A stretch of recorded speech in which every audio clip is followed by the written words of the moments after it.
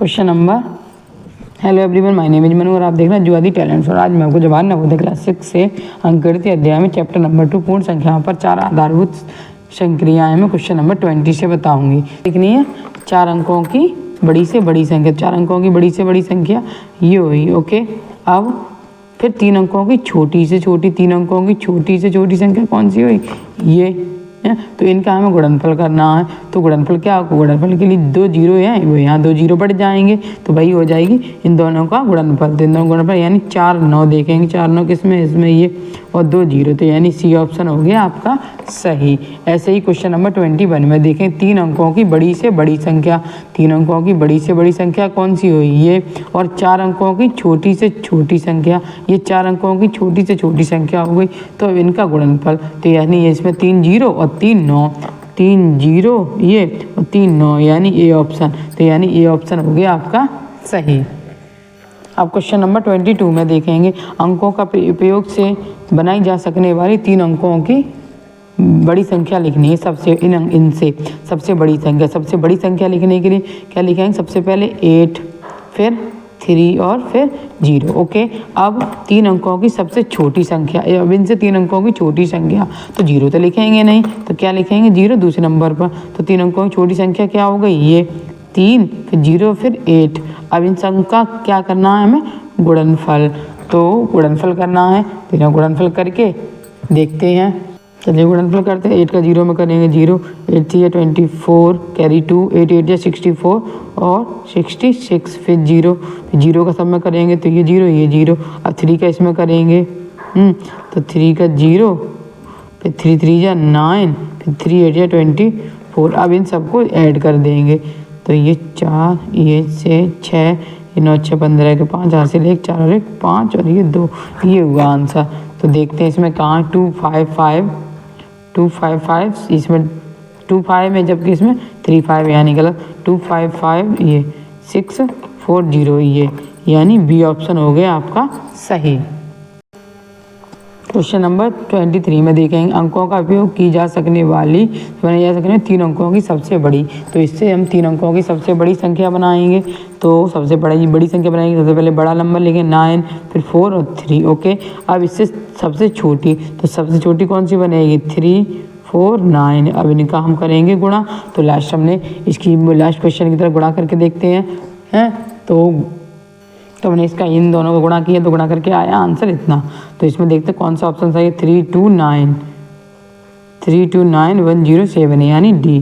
तो D option हो गया सही। अब क्वेश्चन नंबर 24 में देखेंगे क्या है इसका 0 से, तो 0 से कितनी भी बड़ी संख्या गुणा की है तो उसका क्या आंसर आता है 0। तो 0 ए में है तो यानी ए ऑप्शन हो गया सही। अब क्वेश्चन नंबर 25 में इन दोनों गुणनफल, तो ये भी जब जितने गुणनफल में जितने भी 0 होते हैं वो 0 आते ही आते हैं। तो यहाँ कितने 2 0 हैं, 2, तो यहाँ 2 0 आएंगे। देखो ये 2 0 हैं और फिर जो संख्या है 1 बचा, 1 का इसमें गुणा करेंगे तो यही संख्या आ जाएगी। तो यानी डी ऑप्शन हो गया सही। ओके, ऐसे ही क्वेश्चन नंबर 26 में देखेंगे, ये देखिए इन दोनों का गुणनफल करेंगे तो इसमें भी 1 का संख्या वो वैसी की वैसी ही आएगी। ये देखिए 3 8 1 और कितने 0 1 2 3, 1 2 यहाँ पर 2 0, तो यानी ये नहीं है, इसमें है 3 0 1 2 3 और ये संख्या वैसी की वैसी ही। तो यानी सी ऑप्शन हो गया सही। ओके, ऐसे अब क्वेश्चन नंबर 27 में देखेंगे, इससे ये भागित है ए से तो 11, तो ए का मान ज्ञात करना है। जब देखिए एक बार समझा देते हैं ऐसे करके,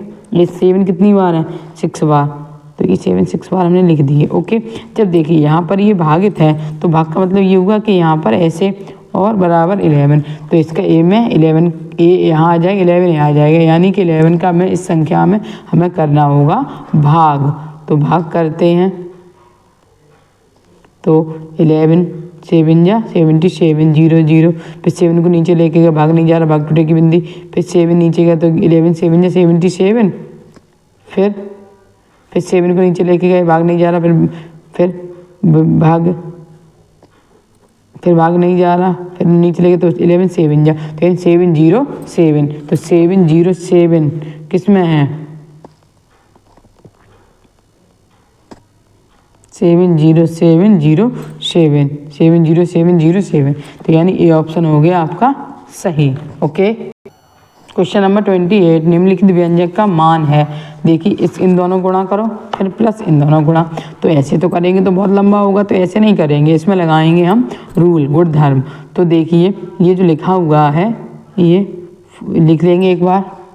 ये देखिए ये हमने लिख लिया। अब क्या करना है, इस 4398 दोनों में ही है कि नहीं, तो 4398 को कॉमन ले लेंगे, यानी कि एक बार लिख लेंगे क्योंकि गुणा ही तो है दोनों में, तो यहाँ पर ये गुणा लगा दिया और ये ब्रैकेट में लिख देंगे 47 + 53। ओके हैं। अब इन दोनों को जोड़ लेंगे तो कितना हो जाएगा, 7 और 3 10 का 0, कैरी 1, 5 और 9 और 1 10, यानी ये हो गए 100 और ये गुणा, तो इन दोनों गुणा करेंगे तो कितना आ जाएगा, 2 जीरो ही तो आएंगे और ये संख्या वैसे की वैसे ही। तो किस में है, देखिए 4398 और 2 जीरो, तो यानी डी ऑप्शन हो गया सही। ओके, ऐसे ही क्वेश्चन नंबर 29 में करेंगे। तो 29 में भी देखिए 987 दोनों में है, तो 987 दोनों को में से कॉमन ले लेंगे, तो यहाँ कितना बचेगा 76 और प्लस यहाँ बचेगा 24, तो 987 गुणा इतना इनका जोड़ेंगे तो 6 4 10, 7 और 2 9 और 1 10, ये भी 100 आया, तो ये भी 987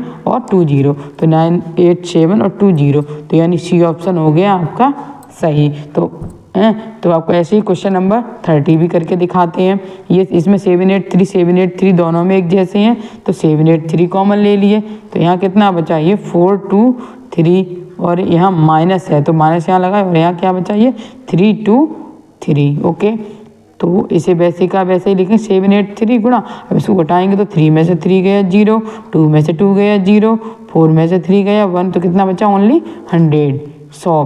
तो यहाँ पर 783 और 20, 783 और 20, यानी बी ऑप्शन हो गया आपका सही। तो उम्मीद है आपको ये क्वेश्चन समझ में आ रहे होंगे। तो वीडियो को लाइक करें, शेयर करें, कमेंट करें और चैनल को सब्सक्राइब करें। Thank you.